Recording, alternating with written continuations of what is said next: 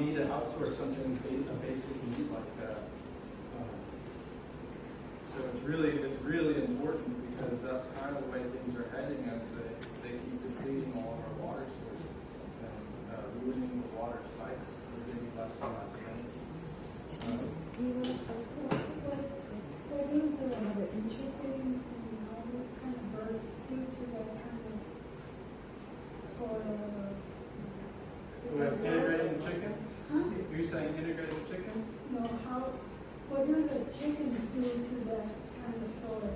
Oh, they love it. If you let them, go out there and just dig wherever they scratch, they mess up everything. Well, that's why we plant a lot so that they can mess up everything. Right?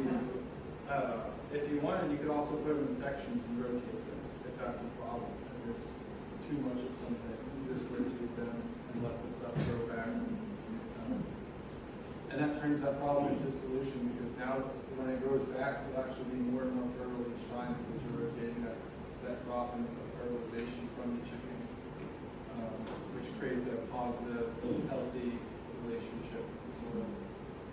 So all the old timers, I lived on the Frio River for 14 years, and everybody goes, oh, it's going to come back, it's going to come back, it always does. Well, I haven't seen it come back in the Frio River, and I've been gone for 9 years. I was there for 15 years. And it never came back, like everybody was saying. And so what happens is a lot of these people keep putting wells and they go deeper than the next person, deeper than the next person.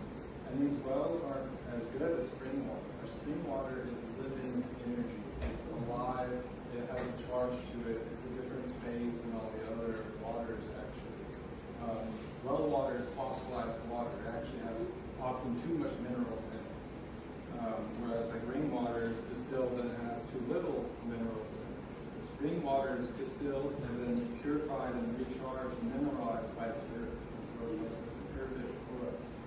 And what happens is they keep sucking the lifeblood out of the earth and we lose these healing waters that exist here throughout the whole nation. And everybody's up and down the river with their pumps in. Mm-hmm. I mean, they'd have to regulate that somehow, I would think.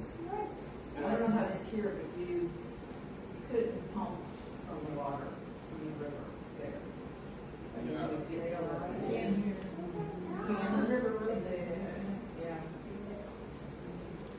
Yeah, I don't know too much about that specifically, but that's what happens is people see a river and they think how they can take from it. I see a river or I see a creek and I'm thinking how can I add back to that? How can this creek contribute to the river? And so that's like the paradigm shift. Those people need to be giving back. They keep taking from this thing and it's leaving us all negative. And at some point it's going to be too far that it's having serious problems, which I was talking about earlier, like war and famine and stuff. That's what happens when there's water supply to it. And it's no joke. I don't want to be part of that future at all. So that's why we do what we do here. And our goal is to get constant year-round water supplies. We make it perennial. We raise the water table. We actually get our springs to go year-round. And so when people experience droughts or food famines, we're not going to be in a drought. We're not going to have a food famine. And we're so hydrated that we push back the fires. The reason fires happen is because everyone's in a drought. The reason we're in a drought is because all the flooding that comes, because this builds up, it gets delayed, it gets pushed back. The water can't come and build up in here because we don't have any low pressure. We don't have enough transpiration. The trees, like I was saying, the trees make it rain. The trees are suffering. The trees are not in their glory days. They used to have water all in their fabrics, and now they don't have that. And so they need to have access to that to let us all know, oh, it's okay, and they're going to cool us all down. And the trees communicate with the wisdom of the forest, and especially the older ones. So it's really important to keep these systems in play and to build that fertility in the subsoil. Because that putting the water down in the subsoil makes it 90%, up to 90% harder for the sun to evaporate.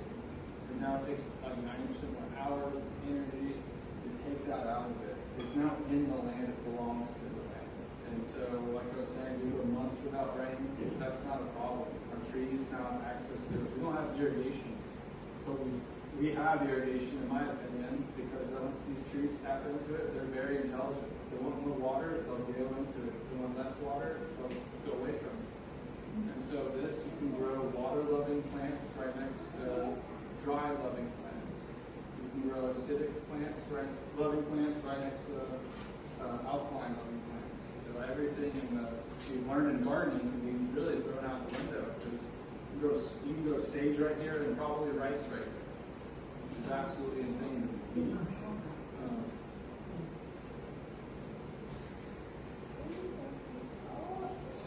Explain why the water that you save stays right underneath the property. Like, how does that work? Like, why would it stay there instead of drifting them down Well, so to the Gulf of Mexico or something like that? You know, how does that work? technically it does go, it's always moving, it is going away, but we're holding more. We're increasing the water holding capacity of the soil and the land. So it's no longer just like our pond that's holding, but everything upwards of the pond, you see this green strip. You see all this vegetation growing there, and it's basically backfilling the land. That green strip can probably hold twice as much as the pond can, but people don't see it like that. They don't realize that this vegetation can hold so much water, and that it can shade the sun from hitting the soil. So it's now 10 degrees cooler, and then now our neighbors get 10 degree cooler air. And then so their electric bills or whatever may be less on their